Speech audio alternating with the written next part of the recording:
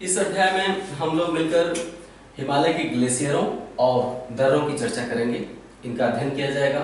सबसे पहले आइए हम ग्लेशियरों पर बात करते हैं।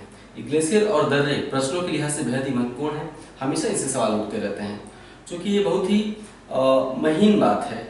याद करना दर्रों का नाम या फिर ग्लेशियरों की अवस्थिति को ध्यान से देखना थोड़ा सूक्ष्म काम होता है। इस वजह से यहाँ पर फंसने की गुंजाइश भी बराबर बनी रहती है और प्रश्न हमेशा उठते रहते हैं।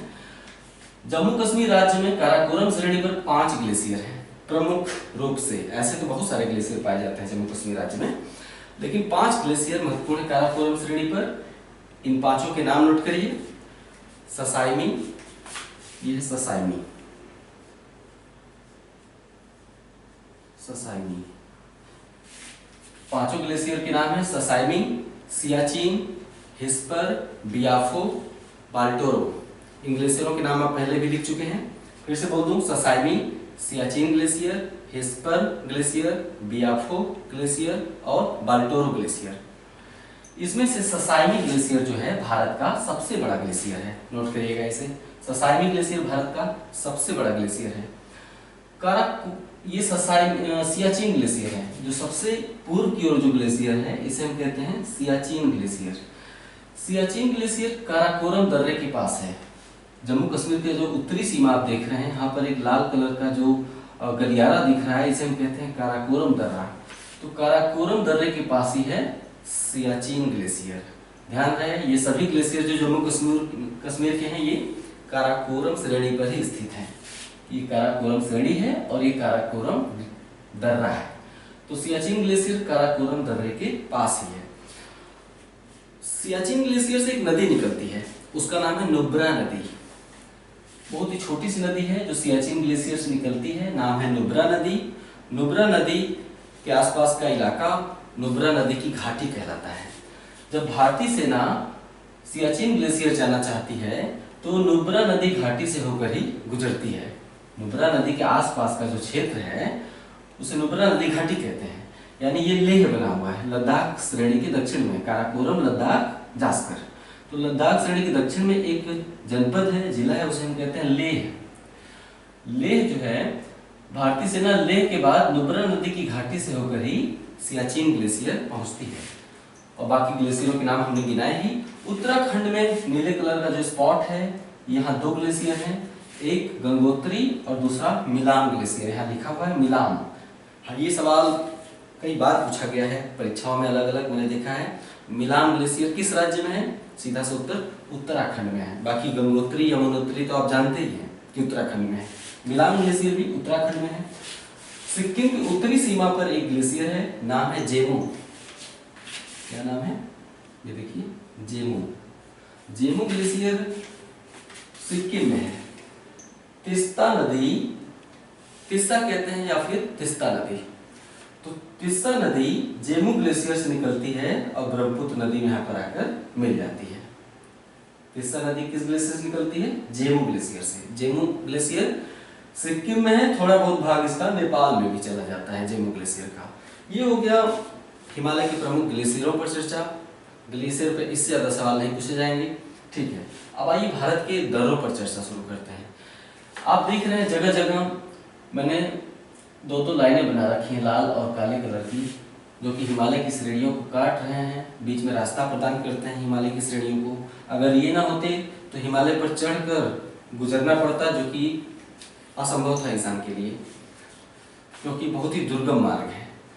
तो ये जो दर्रे हैं हिमालय पर बीच बीच में, इनसे होकर हिमालय को पार करने का रास्ता मिल जाता है दर्रों से, ठीक है। ये बहुत ही प्राकृतिक रास्ता प्रदान करते हैं हिमालय को पार करने का। कौतूहल की बात है कि ये दर्रे बने कैसे। ऐसा तो है नहीं कि हमने यहाँ व्हाइट बोर्ड पर बना दिया दर्रा और हिमालय पर भी बन गया। हिमालय पर भी बिल्कुल समतल सपाट रास्ता प्रदान करते हैं ये जो दर्रे हैं। कहाँ से आए ये दर्रे? ये दर्रे वास्तव में इस बात के सूचक हैं कि जहाँ आज दर्रे हैं वहां पर जरूर कोई न कोई नदी बहती थी प्राचीन काल में। जब हिमालय का उत्थान हो गया तो नदियां वहां से हट गई, अपना रास्ता बदल ली होंगी, या किसी दूसरी नदी में मिल गई होंगी, या समाप्त हो गई होंगी। तो जहां दर्रे हैं वहां पर कोई पूर्ववर्ती नदी बहती थी। पूर्ववर्ती अर्थात हिमालय के उत्थान से भी पहले, जब हिमालय का उत्थान नहीं हुआ था उससे पहले कोई नदी यहाँ पर बहती थी। तो कुछ समय तक हिमालय के उत्थान के साथ साथ उसने हिमालय को काटा होगा। नदी का काम क्या है? मार्ग में आने वाले चट्टानों को काटना। हिमालय का उत्थान होने लगा, नदी शुरू में संघर्ष की होगी, हिमालय को काटती चली गई होगी, किनारे किनारे हिमालय उठता रहा होगा और बीच में नदी बहती रही होगी। ठीक है, तो इससे दर्रे बन गए, यानी इन दर्रों का निर्माण पूर्ववर्ती नदियों ने किया है। ठीक है, ये दर्रे प्रमुख रूप से जम्मू कश्मीर राज्य में, हिमाचल में है, उत्तराखंड में है, कुछ दर्रे सिक्किम में है और कुछ अरुणाचल प्रदेश में है, एक दर्रा मणिपुर में है। आइए हम जम्मू कश्मीर की दर्रों से शुरुआत करते हैं। जम्मू कश्मीर में हमने प्रमुख रूप से यहाँ 5 दर्रे बना रखे हैं, काराकोरम और खारदुंगला, ये हो गया 2, और 3 यहाँ पे लिखे हैं, बुर्जिल, जोजिला, बनिहाल दर्रा। काराकोरम दर्रा, खारदुंगला, बुर्जिल, जोजिला, बनिहाल, ये 5 दर्रे हमने जम्मू कश्मीर के बनाए हैं, नोट करते चलिए। काराकोरम दर्रा भारत में सबसे ऊंचाई पर स्थित दर्रा है, इसकी खास बात यह है। दूसरी खास बात, सियाचिन ग्लेशियर के पास है। तीसरी खास बात, जम्मू कश्मीर का जो पश्चिमोत्तर इलाका देख रहे हैं, अगर हम इतना काट दें, इतना, तो इसके उत्तर का जो इलाका है इस पर पाकिस्तान का कब्जा है। इसको हम कहते हैं पाक ऑक्युपाइड कश्मीर, पाक अधिकृत कश्मीर। तो ये पाक अधिकृत कश्मीर है, दिखाया जाता है भारत के मानचित्र में, लेकिन यहाँ पर इसके उत्तर में पाकिस्तानी जनता रहती है। तो पाक अधिकृत कश्मीर से होकर जाने वाला चीन पाकिस्तान सड़क, चीन पाकिस्तान तक एक सड़क बनाया हुआ है। ठीक है, कहां से होकर? पाक अधिकृत कश्मीर से होकर। तो पाक अधिकृत कश्मीर से होकर जाने वाला ये चीन है और इधर पाकिस्तान है। तो पाक अधिकृत कश्मीर से होकर जाने वाला चीन पाकिस्तान सड़क मार्ग काराकोरम दर्रे से होकर गुजरता है। ठीक है, फिर से सुन लीजिए, पीओके से होकर जाने वाला चीन पाकिस्तान सड़क मार्ग काराकोरम दर्रे से होकर गुजरता है। ठीक है, काराकोरम दर्रे के बारे में मैंने 3 फैक्ट बताए। उसके बाद ये खारदुंगला दर्रा, खारदुंगला दर्रा किस श्रेणी पर है? काराकोरम के दक्षिण में कौन सी श्रेणी है? लद्दाख, लद्दाख के दक्षिण में जास्कर। काराकोरम, लद्दाख, जास्कर ट्रांस हिमालय के पार्ट है, पढ़ाया जाता है। ठीक है, खारदुंगला लद्दाख श्रेणी पर स्थित है। लद्दाख श्रेणी के दक्षिण में लेह है। लेह से सियाचिन ग्लेशियर जाने के लिए खारदुंगला दर्रे से होकर ही गुजरना पड़ता है। यानी लेह से जब आप उत्तर में बढ़ेंगे सियाचिन की तरफ, तो पहले खारदुंगला दर्रे के बीच से गुजरेंगे, फिर नुब्रा घाटी से गुजरेंगे, फिर पहुंच जाएंगे सियाचिन। ओके, ठीक है। अगला बुर्जिल दर्रा। बुर्जिल दर्रा किस पहाड़ी पर है? जास्कर पहाड़ी पर है। बुर्जिल, जोजिला और बुर्जिल दोनों जास्कर श्रेणी पर हैं, जोजिला भी और बुर्जिल भी। ये है बृहद हिमालय जो लाल रंग की रेखा है, बृहद हिमालय, और ये जो हरे रंग की रेखाएं हैं ये है लघु हिमालय। लाल रंग की रेखाएं बृहद हिमालय। तो लघु हिमालय की सबसे पश्चिमी श्रेणी को हम कहते हैं पीर पंजाल श्रेणी, और पूर्वी श्रेणी को ये कहते हैं धौलाधार श्रेणी। तो बृहद हिमालय और पीर पंजाल के मध्य श्रीनगर बसा हुआ है। बृहद हिमालय और पीर पंजाल के बीच जो घाटी है उसे हम कहते हैं कश्मीर घाटी। श्रीनगर और डल झील कश्मीर घाटी में ही बसे हुए हैं, श्रीनगर डल झील के किनारे है। तो जब आप श्रीनगर से लेह जाना चाहें, अगर श्रीनगर से लेह, तो आपको किस दर्रे से होकर गुजरना पड़ेगा? जोजिला दर्रे से होकर गुजरना पड़ेगा। यानी श्रीनगर से लेह जाने वाला सड़क मार्ग जोजिला दर्रे से होकर गुजरता है। ठीक है, किस श्रेणी पर स्थित है? जास्कर श्रेणी पर। काराकोरम श्रेणी, पीर पंजाल श्रेणी पर 2 दर्रे हैं। एक तो नाम है पीर पंजाल दर्रा, दूसरे का नाम है बनिहाल दर्रा। पीर पंजाल मैंने नहीं लिखा है क्योंकि पीर पंजाल दर्रा ऑफकोर्स पीर पंजाल श्रेणी पर ही रहेगा। बनिहाल दर्रा मैंने यहाँ पर बनाया है। यहाँ पे जो नगर है, जिला है, इसे हम कहते हैं जम्मू। जम्मू से श्रीनगर जाने वाला सड़क मार्ग बनिहाल दर्रे से होकर गुजरता है। इस सड़क मार्ग को हम क्या कहते हैं? जम्मू कश्मीर सड़क मार्ग। बनिहाल दर्रे में ही जवाहर सुरंग है, बनिहाल दर्रे में ही जवाहर सुरंग है। जम्मू कश्मीर सड़क मार्ग जवाहर सुरंग से होकर गुजरती है।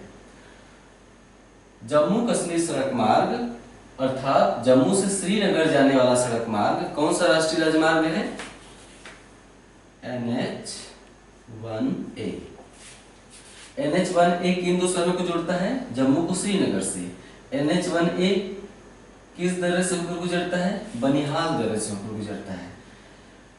जवाहर सुरंग से होकर कौन सा सड़क मार्ग निकलता है? राष्ट्रीय राजमार्ग जवाहर सुरंग से होकर NH-1A। इतनी तरह से घुमा फिरा कर सवाल बन सकते हैं। फैक्ट सीधा सा है कि जम्मू कश्मीर सड़क मार्ग जो जम्मू से श्रीनगर जाती है, बनिहाल दर्रे और जवाहर सुरंग से होकर गुजरती है, उसको हम कहते हैं NH-1A। ओके, अब आइए, हो गए ये 6 दर्रों को मैंने नाम बताया, ये हो गए जम्मू कश्मीर के दर्रे। अब आइए हम हिमाचल प्रदेश के दर्रे देखते हैं। हिमाचल प्रदेश में प्रमुख रूप से 3 दर्रे हैं, हमने 2 ही लिखे हैं। यहाँ हिमाचल लिखा हुआ है, 2 दर्रे हैं, बारालाचाला, शिवकीला। बारालाचाला, शिवकीला। तीसरा दर्रा है रोहतांग दर्रा हिमाचल प्रदेश में। उसके बारे में कोई खास बात नहीं है, बस याद कर लेना है रोहतांग दर्रा हिमाचल प्रदेश में। बात करते हैं बारालाचाला दर्रे की। किस श्रेणी पर स्थित है? साफ साफ दिखाई दे रहा है, जास्कर श्रेणी पर स्थित है, जो काले रंग की रेखा है। ये जो शहर है धौलाधार श्रेणी के दक्षिण में। हिमालय का विस्तृत अध्ययन आप जाके हिमालय की वृहद हिमालय और लघु हिमालय जिसमें है उस वीडियो में कर सकते हैं, तब आपको मेरी बातें बहुत अच्छे समझ में आएंगी। धौलाधार श्रेणी के दक्षिण में ये है मंडी, ठीक है। मंडी से लेह जाने वाला सड़क मार्ग बारालाचाला दर्रे से होकर गुजरता है। मंडी से अगर आपको लेह जाना है तो आपको बारालाचाला दर्रे से होकर गुजरना पड़ेगा, ठीक है। शिवकीला दर्रा, शिवकीला दर्रा हिमाचल प्रदेश तिब्बत सीमा पर है। यह है धौलाधार श्रेणी पर हिमाचल प्रदेश की राजधानी, नाम है शिमला। शिमला या फिर मंडी दोनों से अगर आपको तिब्बत जाना हुआ तो शिवकीला दर्रे से होकर गुजरना पड़ेगा। शिवकीला दर्रे के समीप से होकर ही सतलज नदी हिमाचल प्रदेश में प्रवेश करती है। सतलज नदी कहाँ से निकलती है? मानसरोवर झील जो तिब्बत में है, मानसरोवर झील के पास राकस ताल है, वहां से सतलज नदी निकलती है और शिवकीला दर्रे के समीप से, बगल से, शिवकीला दर्रे के बीचों बीच से निकलती है, समीप से होकर हिमाचल प्रदेश में प्रवेश करती है। एक फैक्ट क्या बताया कि शिमला से तिब्बत जाने का मार्ग शिवकीला दर्रे से होकर गुजरता है। शिवकीला दर्रा किस पर्वत श्रेणी पर स्थित है? ऑफकोर्स जास्कर श्रेणी पर स्थित है ना। यानी जास्कर श्रेणी पर 4 दर्रे यहाँ पे स्थित हैं। बुर्जिल, जोजिला दोनों कश्मीर के हैं और बारालाचाला, शिवकीला ये दोनों हिमाचल प्रदेश के हैं। ओके, अब आइए उत्तराखंड की दर्रों पर बात करते हैं। उत्तराखंड में प्रमुख रूप से 4 दर्रे हैं। ऐसे तो उत्तराखंड में लगभग 8 या 9 दर्रे हैं, नाम याद करना मुश्किल हो जाता है। परीक्षाओं के लिहाज से जो बार बार पूछे गए हैं हमने उनको यहाँ पे लिखा है, बताने का प्रयास किया है। ये 4 दर्रे हैं, मुलिंग, मानाला, नीतिला, लिपुलेख। जो सबसे पूर्व में है वो है लिपुलेख। पूर्व पश्चिम में याद करना है, बस इतना याद कर लेना है कि उत्तराखंड में 4 दर्रे हैं, लिपुलेख, नीतिला, मानाला, मुलिंग। 4 दर्रे उत्तराखंड में हैं। इनके बारे में कोई खास बात नहीं है। खास बात यही है कि भारत से तमाम तीर्थयात्री तिब्बत की मानसरोवर झील यात्रा करने जाते हैं। तीर्थ यात्रा भारतीय बहुत ज्यादा करते हैं, भारतीय लोग, और तीर्थ यात्रा करने के चक्कर में ही कभी उनकी बस खड्ड में गिर जाती है, कभी दुर्घटना हो जाती है, क्योंकि ये बहुत ही दुर्गम इलाका है। चाहे आपको मानसरोवर झील जाना हो तिब्बत की, या फिर यहाँ पे कोई शैव स्थल है, हमने कल बताया था, नाम याद आ रहा है, ठीक है। तो मानसरोवर झील और कैलाश घाटी, कैलाश पर्वत तिब्बत में है, तो कैलाश घाटी और मानसरोवर झील तमाम तीर्थयात्री भारत के जाते हैं यात्रा करने, वो इन्हीं दर्रों से होकर गुजरते हैं। जो उत्तराखंड के दर्रे हैं इन्हीं दर्रों से होकर मानसरोवर झील या फिर कैलाश घाटी जाने का रास्ता है। सिक्किम में 2 दर्रे हैं प्रमुख रूप से, नाथुला, जेलेपला। हमने यहाँ लिखा नहीं है, आप जानते भी होंगे, नाथुला और जेलेपला। सिक्किम ज्यादातर पहाड़ी है। जब आप कभी सिक्किम घूमने जाएंगे तो सिक्किम बहुत ही खड़े ढाल की पहाड़ियों वाला इलाका है। सिक्किम में जो पहाड़ियां हैं बहुत ही खड़े ढाल वाली हैं। जब हम हिमालय पढ़ा रहे थे तो बताया था कि हिमालय पश्चिम में चौड़ा है लेकिन ढाल मंद है।